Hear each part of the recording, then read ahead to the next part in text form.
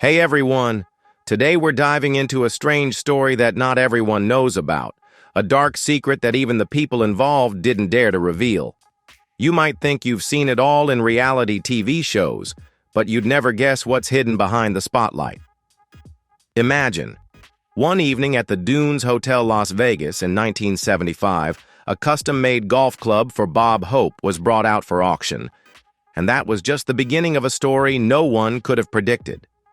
We're talking about bloody struggles, hidden plots that no one could have imagined. And then there's Rick Harrison, who became a household name on Pawn Stars with his sharp wit and business acumen, now lying in a prison infirmary just a step away from death. The stabbing occurred in his very own cell, in a high-security solitary confinement block, which was supposedly the most tightly controlled area of the prison. There were no surveillance cameras, no witnesses, no weapons recovered. This wasn't your typical prison attack, but rather a carefully staged event where everything was covered up perfectly, and the real story remains known only to a select few. If you find this story interesting, leave a comment with the number 1. If not, leave a comment with the number 0. Don't forget to hit the like button, share this video with your friends, and leave a comment below to let us know your thoughts. And if you haven't subscribed yet, be sure to click that subscribe button and turn on notifications so you never miss our next exciting videos. Let's dive into the story right now.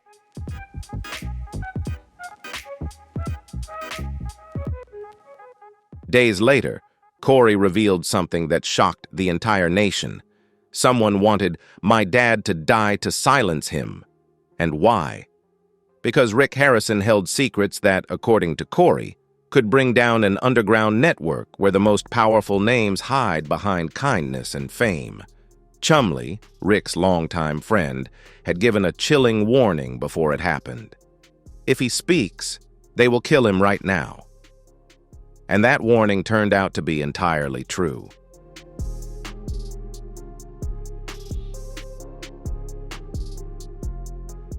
The public faces a serious question. Is Rick Harrison truly the last living link in this dark network? And if so, who is pulling the strings within the prison system to ensure he never speaks again? Is this a deliberate murder plot or just the opening act for an even darker truth about to be revealed? Join us as we search for the answers in today's video.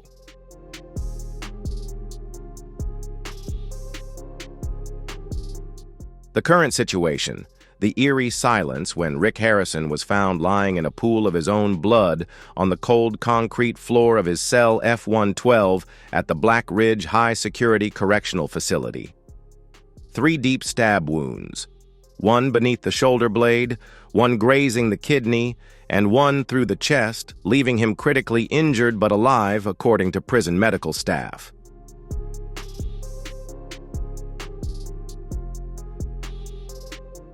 What puzzled investigators most was the complete absence of basic security measures. No functioning surveillance cameras in the area at the time of the attack, no witnesses stepping forward, no screams for help, no weapons recovered. And the most alarming detail, not a single inmate in the solitary confinement block reported anything.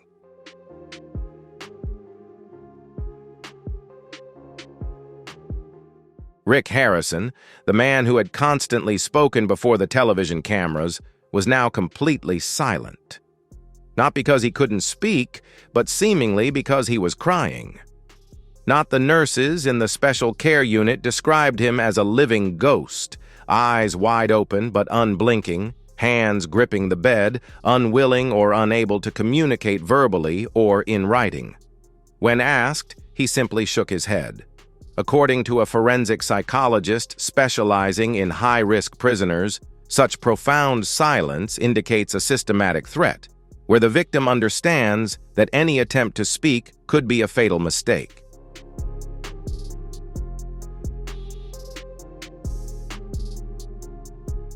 From the prison management's perspective, the incident was initially categorized as an internal matter. The attack was under investigation, but behind the bureaucratic veil was a disturbing pattern. On the day of the attack, The 2 guards assigned to watch over Block F were replaced at the last minute with staff without fixed positions due to personal reasons. All hallway cameras mysteriously malfunctioned due to persistent software errors, and motion detectors in cell F112 recorded no disturbance. A series of coincidental failures like these, according to veteran prison investigators, indicate a coordinated conspiracy.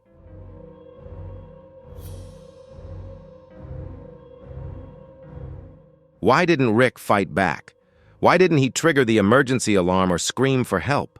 Sources within the staff report a new scratch on his thumb, showing a desperate attempt to press the call button but still no response. If the perpetrator was another inmate, they carried out the crime with the precision of a professional agent. If it was an insider, investigations confirmed that Rick's life had been entrusted to those determined to silence him forever.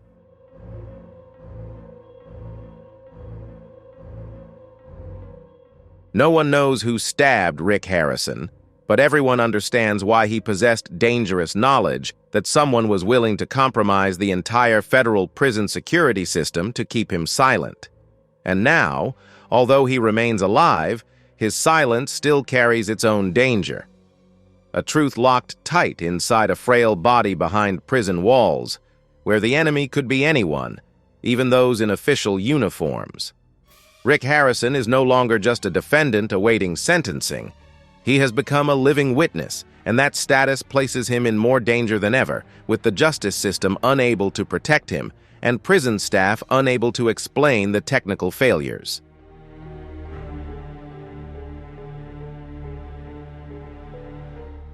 On that fateful night, there was only one person brave enough to speak up: his son, Corey Harrison.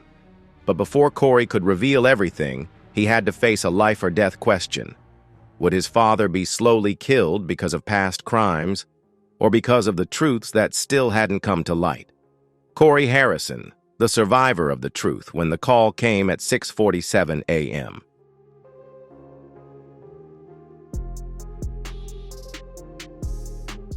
Corey Harrison was sitting alone in his suburban kitchen, the coffee cup untouched. The voice on the other end of the line simply said one sentence: "Your dad has been stabbed in prison. He is in critical condition." No explanation, no details, just one knife wound to the heart. The son still reeling from his father's life sentence. At that moment, Corey realized that Chumley's warning wasn't just a paranoid fantasy. Months before Rick was sentenced, Chumley, a longtime friend of both Rick and Corey on Pawn Stars, had pulled Corey aside in the store one late night under dim lights. His voice was urgent. If he speaks, they will kill him. This was no longer a family drama. Corey tried to laugh, thinking his friend had fallen for some conspiracy theory.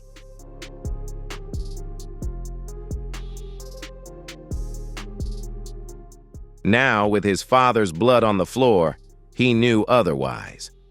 Corey remembered Rick had mentioned a meeting with government lawyers before the trial. He didn't give details, but Rick's demeanor was not that of someone begging for mercy, but rather someone gambling. "He told me everything could end soon. The best way for everyone," Corey said. "I thought he meant negotiating a lighter sentence, but now such assumptions seem trivial."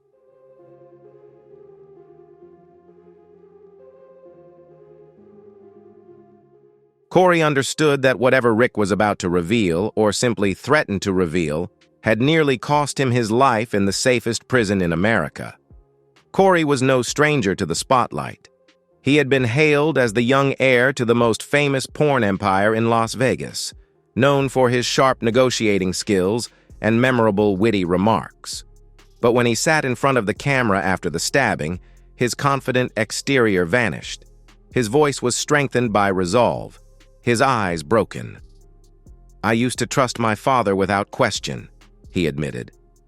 "I thought he taught me right from wrong, but when he looked at me in court and said, 'It's okay, son,' I realized he was protecting someone else, not me."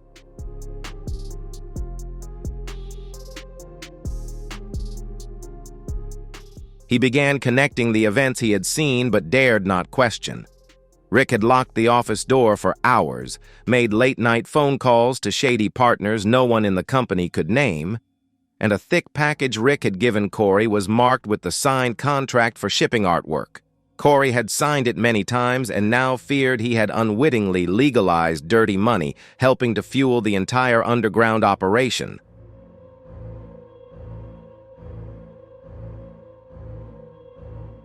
Then, Chumley reappeared. No media leaks, no alibi fabricated, but with only one item, a small USB drive wrapped in aluminum foil. "Keep this," Chumley whispered. "Open it if he disappears, or if you feel like you're being followed." Corey had dismissed it as paranoia, but when he heard about the stabbing, he didn't hesitate.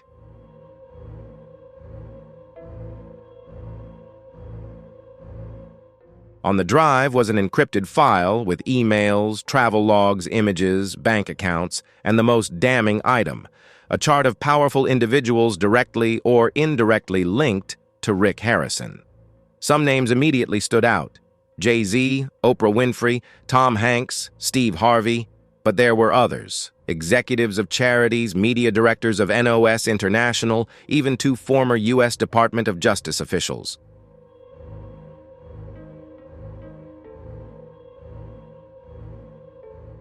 At that point, Corey realized that his father wasn't just convicted for personal wrongdoings. Rick was a key link in a network spanning the media, entertainment, and international aid sectors. And when Rick hesitated, hinting that he might cooperate, it was that very system that rang the alarm bells about the price to pay.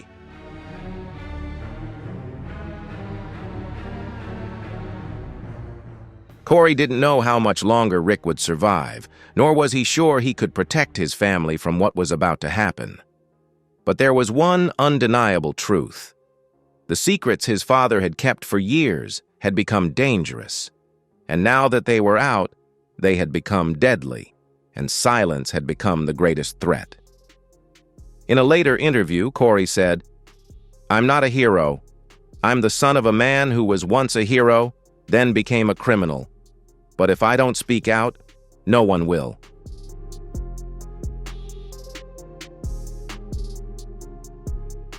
At that moment, everything changed. A story about a fallen TV star had turned into a major indictment with Rick Harrison at the center, but his survival now depended on the words he had never had the chance to speak. The USB drive was the deadly, silent evidence, the one that Chumley had given to Corey Harrison.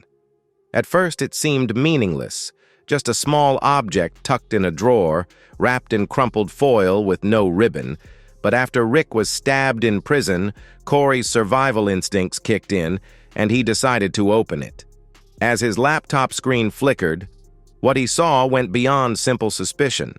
It was evidence, not the kind you'd expect in a courtroom, but evidence so dangerous that anyone caught possessing it could disappear without a trace.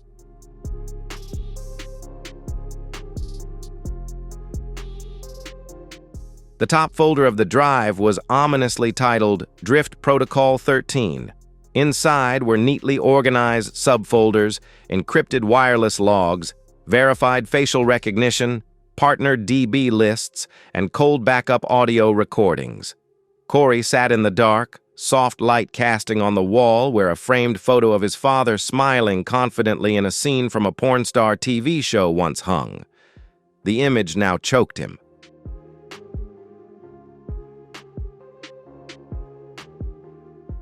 In the encrypted emails were dozens of coded exchanges between Rick and anonymous addresses. Although the names were redacted, the writing style, technical terms, and unique symbols revealed a sophisticated media network, where the landing spots of shipments and third-level security codes had nothing to do with antiques or cash. One message read, "Confirm appearance of IS-1, Child Lot 3 using a cover to check movement before third cycle."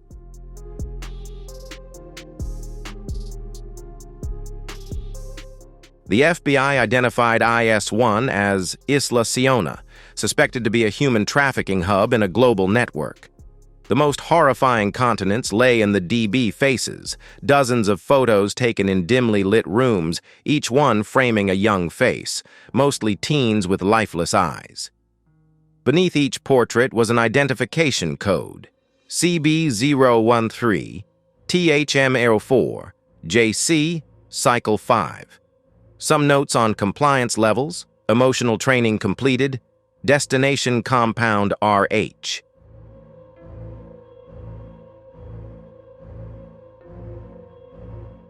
Corey couldn't bear to look further. He closed the laptop, removed the drive, and locked it away safely, but in his mind, 1,000 questions raced. Did his father keep a copy, or had Rick shared this data?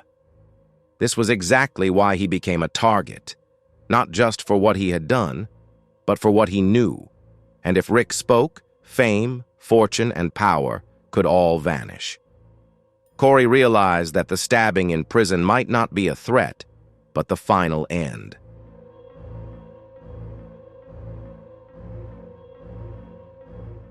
After Corey anonymously handed a copy of the drive to a group of investigative journalists, the decoded wireless logs revealed at least 17 transfers from an account labeled SCF, matching Sean Carter Foundation, to entities in Beast and St. Kitts, including a transfer of $870,000 marked as logistical development for youth.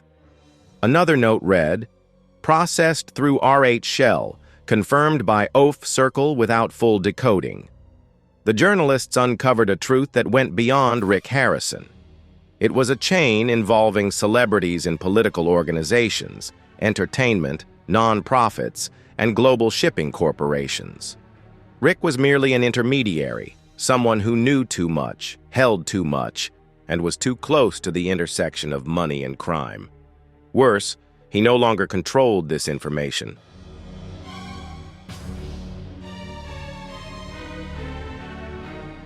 Corey had acted, and if this information spread, Corey, the only son, would be next. Corey later admitted that he didn't know what to do with the USB. Give it to the FBI? He believed no one would leak it to the press, risking exposing himself and his family. Every option was a gamble with his life. But he knew this: they didn't want my father alive because he could talk, but if I stay silent, everything will die with him, and those people will walk away as if nothing happened.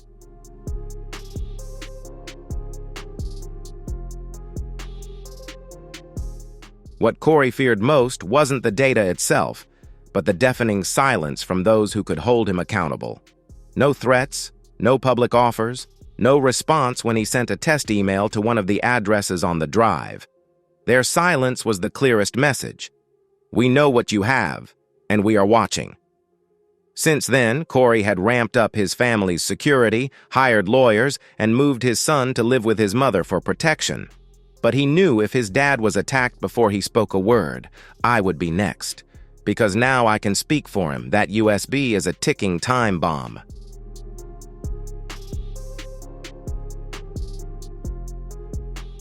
Rick Harrison was once the epitome of an American icon, a trustworthy TV personality, now clinging to life in a prison infirmary, unsure whether he would ever wake up. And Corey, standing at the crossroads of crime and truth, was thrust into the role of an unwilling witness, tasked with protecting a cache strong enough to bring down a power structure that had existed for decades. Rick Harrison knew what made them act this way. To understand why Rick's life became the target of silencing, we must face a simple yet painful truth. He knew too much. Not just a participant, Rick played the role of the linchpin in an international money laundering and human trafficking network, collecting hundreds of leads and thousands of details over more than a decade.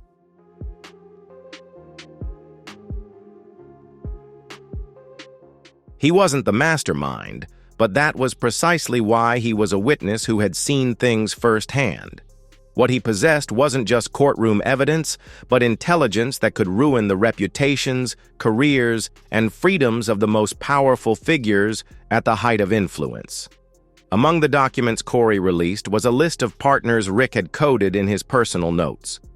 Independent investigators have since decoded some of these abbreviations.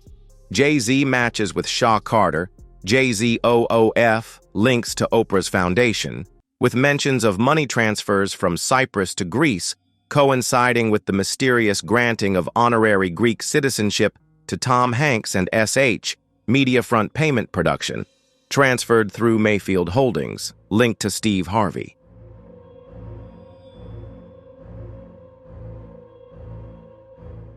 This work network also extended to multiple NO's operations across Africa, Southeast Asia, and the Caribbean, areas lacking financial oversight and lax immigration laws.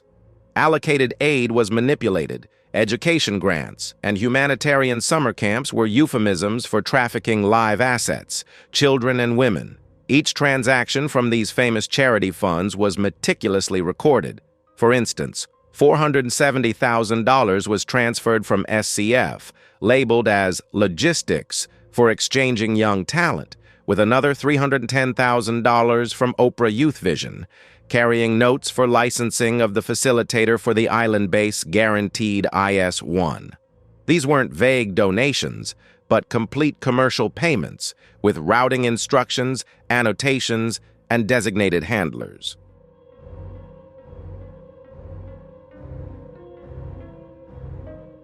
A leaked email, rescued from Corey's USB, showed Rick writing to an anonymous address linked to a talent agency in Los Angeles. TH and JZ had confirmed that the next shipment was to be sent to the camp by the 12th. RH would handle the logistics. This message proved Rick did more than just keep the books. He coordinated and executed operations, and importantly, he could recount every detail of each individual in the chain, making Rick Harrison a threat to those still hiding. He was not a washed-up porn star. He was a real threat, and someone who had nearly been erased.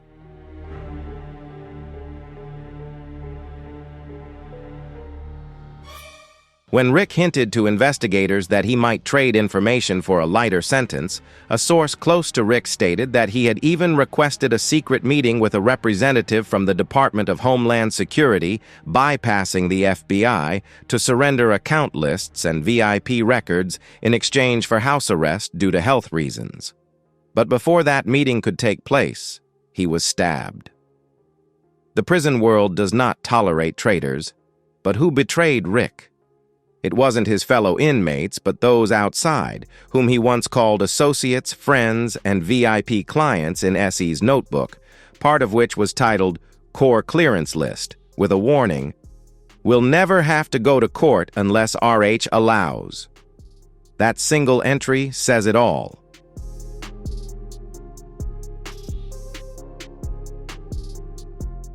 While the media focused on Rick's scandal and the public only saw a criminal, the system he served remained intact, sophisticated, silent, and resilient. Rick didn't create the network. He ran it, and like any operation, those who understand its mechanisms are also those who can destroy it. The man holding the knife in Rick's cell may have been an inmate, but the true commander sitting behind bars could be a music producer, a TV host, a movie star, or a human rights speaker, all with the same motive: to erase the secrets Rick Harrison nearly spoke out loud.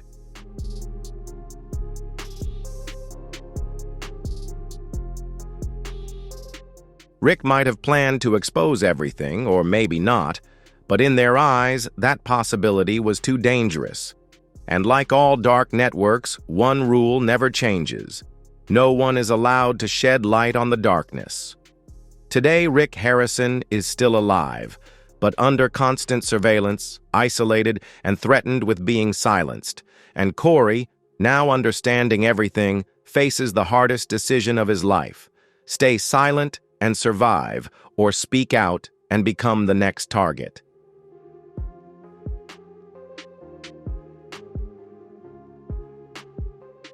Corey once said, "They didn't stab my father because of his past. They stabbed him because he could be the future of the truth." This harsh reality forced everyone, from prison guards to journalists, to ask themselves, if Rick were alive, would he dare to speak? Without cameras, preventing crime without leaving a trace, when Rick Harrison was stabbed in his F-112 cell at Black Ridge Correctional Facility, many thought it was just the predictable violence of a high-profile sentence in the prison system. A celebrity locked up for human trafficking was an easy target for revenge, but that morning's attack showed no signs of a spontaneous assault. No surveillance cameras, no patrolling guards, no shouting in the hallway, and the crude plastic handle of the knife was never found. All signs pointed to a meticulously staged execution.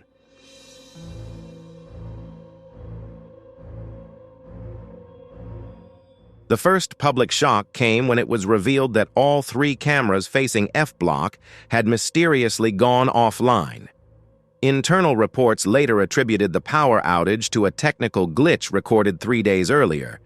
But in a high-security federal prison, such an incident going unnoticed for 72 hours was almost impossible. If you find this story fascinating and want to learn more, don't forget to hit the like button, share the video, and leave your thoughts in the comments below. Be sure to subscribe to the channel so you don't miss out on other exciting videos. Now, let's continue with the story.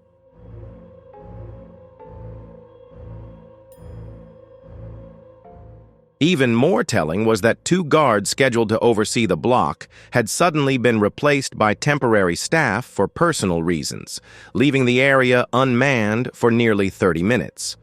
When investigators pressed officials for an explanation, they received only silence. Rick was injured 3 times: a punctured lung, a punctured kidney, and a graze to the main artery. According to his treating physician, this wasn't a warning shot or a crime of passion, but a targeted attack on vital areas with surgical precision, requiring basic anatomical knowledge and clear intent to silence him permanently.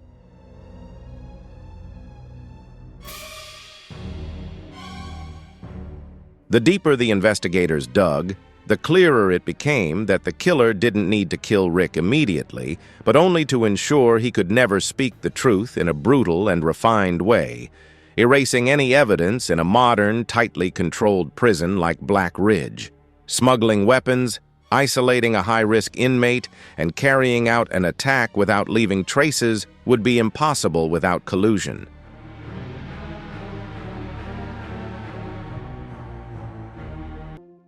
An anonymous former guard bluntly stated, "If the cameras go dark, the guards disappear, and no one hears anything, then it didn't happen." History provides a grim precedent in the Epstein case, a billionaire accused of running a global human trafficking ring, where a prison suicide happened in a camera blind spot without witnesses or clear evidence of how a lawyer was formed. Now, the script had repeated, a high-profile inmate conveniently unsupervised was found seriously injured.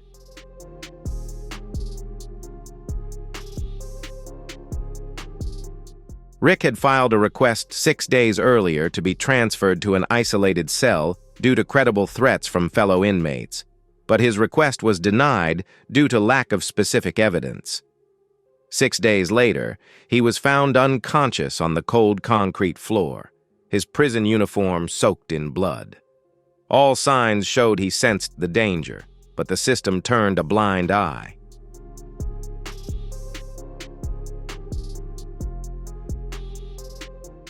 What truly happened in F Block that day remains a mystery. Investigators released some details, either because their case was ongoing or because some truths were too dangerous to disclose. Whispers from prison medical staff accused Rick of waking up completely silent, refusing to speak or write. Some speculated he had been threatened into silence. Others believed he realized that one more word could seal his fate forever.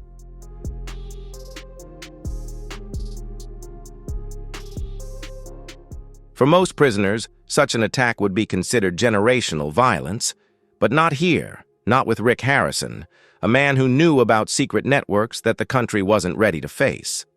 A week before the stabbing, he had officially petitioned his lawyer to reopen discussions with the authorities about unindicted associates.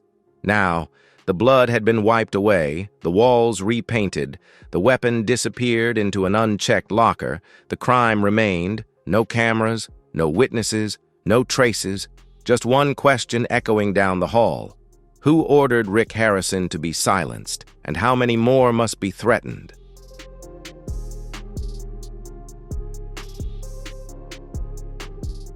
Right after Corey Harrison's first televised interview aired, in which he revealed the existence of the USB drive that Chumley had given him, along with the chilling warning that his life was now surrounded not just by calls from reporters and emails from TV networks, but by a more troubling silence, interspersed with clear threats. Strange cars with no license plates started parking outside his house at night, engines idling for minutes before disappearing without a trace. Then came unsigned letters slipped into his mailbox, each containing a single message clipped from old newspaper headlines. "Don't let the past kill the present."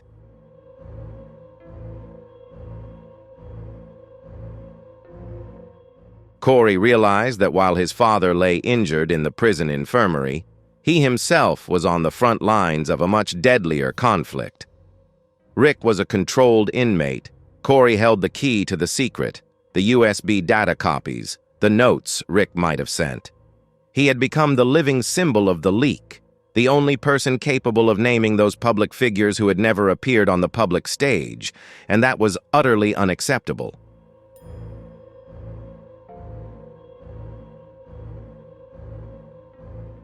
For those who relied on Rick's silence to conceal their fame, fortune, and political influence, after receiving two more subtle threats, one directed at his son's preschool and another posted on the front door of his mother's house, Corey took action.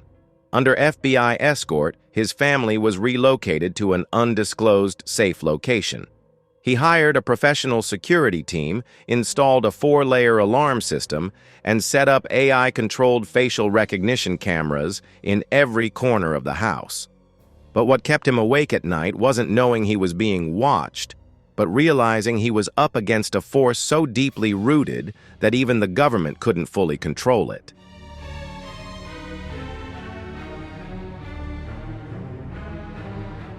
In an exclusive encrypted podcast for independent investigators, Corey confessed that he never thought he would have to live in silence. He wasn't silenced by the law, but by the fear that just one more word could cost his loved ones their lives. The contents of the USB, which he explained, were far more than scattered emails or financial logs. It mapped out an entire operational network, flight routes, travel schedules, minor child identification codes, and internal charity account numbers, all linking back to a human trafficking infrastructure disguised as humanitarian aid.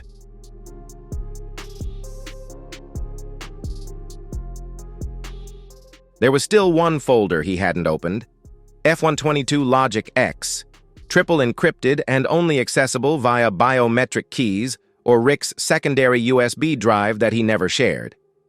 Corey worried that if anything inside was worth hiding so carefully, that might be the real reason they tried to kill his father and why he could be the next victim.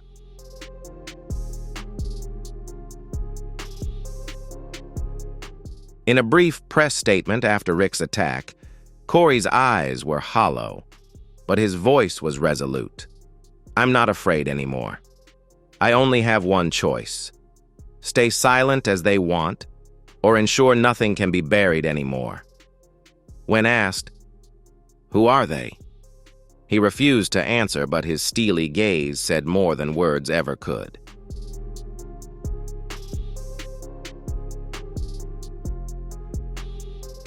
Independent journalists who had reviewed part of the scan from the USB report titled Sleepless Nights, a reporter in Texas said, "In 17 years of reporting, I've never read files that made me jump out of my seat at 3 a.m. The emails referenced coordinating human cargo shipments at IS-1, ensuring the DRF-DC flight paths remained undetected, and wire transfers of millions of dollars from entertainment-related funds."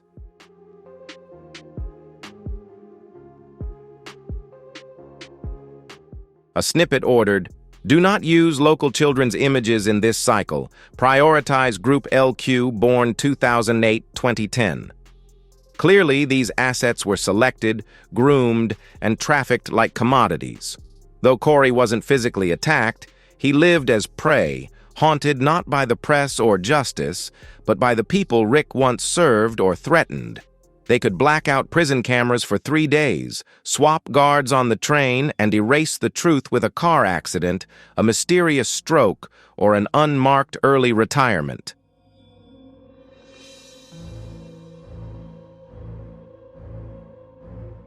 This story is no longer about Rick Harrison being stabbed or what he knew, but about what Rick left behind and who now holds Corey, making him, once a familiar face on TV, the next target in the war to keep silence. From an entertainment show to an underground network, porn stars, with hundreds of episodes on the History Channel, long hailed for its educational and entertaining content through Rick Harrison's wit and business acumen, many believed the show unified American historical values and business spirit.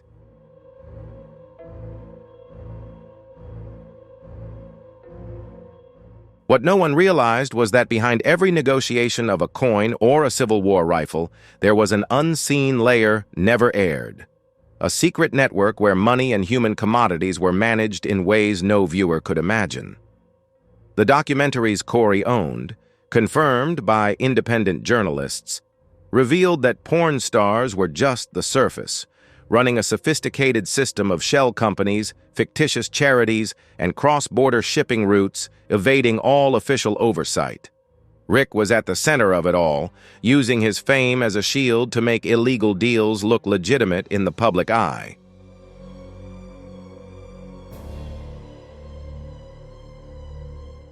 Some entities within Rick's legal files, such as Driftstone Logistics, Silverback Holdings, and Clearpoint Charities, shared one characteristic: no listed employees, no fixed headquarters, and constantly changing legal representatives.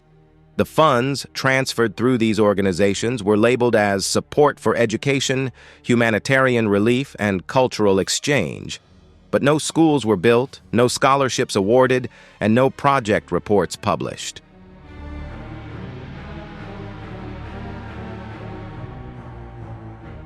Charter flights decoded from Rick's hard drives originated from Henderson Executive Airport, Nevada, and landed at destinations like Bice, Philippines, DRFD, Dominican Republic, and many small islands in the Caribbean. Officially, they carried supplies or relief teams, but passenger lists did not match these public purposes. In many cases, unidentified children were coded as exception luggage, unchecked or transferred to local agents by code, with annotations easily overlooked out of context, revealing, when reviewed by Corey, an exposed closed-loop network with Rick as the main coordinator.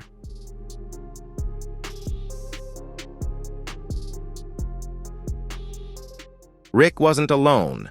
Names like Jay-Z, Oprah Winfrey, Tom Hanks, and Steve Harvey sporadically appeared in emails, financial records, personnel arrangements, and donations from funds bearing their names or family names.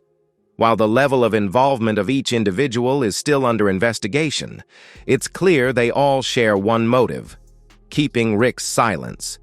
And when Rick could no longer protect himself after the stabbing, the world's attention shifted to the one person left.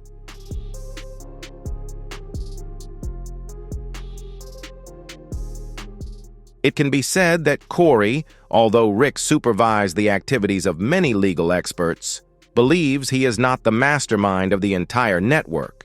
His role is a logistical link connecting top financiers, high-profile donors, with land-based trafficking groups and local crime syndicates, which made Rick expendable and the main sacrificial pawn if the system faced an internal threat.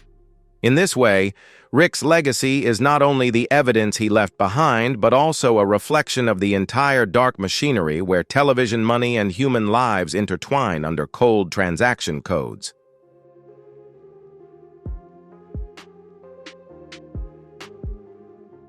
Corey was no longer playing a secondary role in a reality TV show. He now stood at the crossroads between justice and the media's danger. What his father left behind was not stated in any will, but carried the weight of a major indictment against an underground network that had existed for decades. And while the world debated whether Rick was the mastermind or the victim, the USB data, documents found in his safe at home, and the network of shell companies continued to be uncovered, gradually revealing a truth no one expected, originating from a strip club in Las Vegas. Rick Harrison, a name once synonymous with laughter, sharp bargaining, and American pop culture, now lay quietly in a prison infirmary, guarded around the clock, not because of his fame, but because of the danger he posed.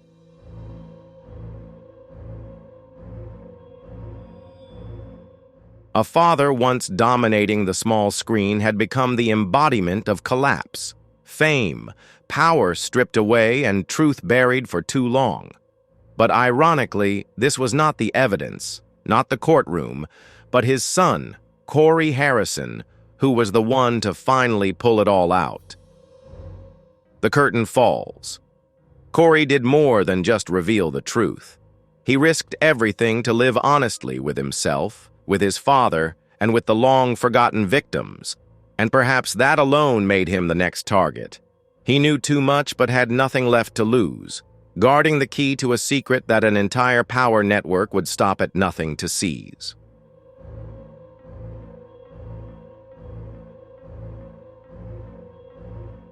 Therefore, the final question is no longer whether Rick Harrison is guilty or not, but whether what Corey holds is the truth. How many others out there are desperately trying to bury it? Share your thoughts below. Do you stand for the truth or for silence? The story is far from over.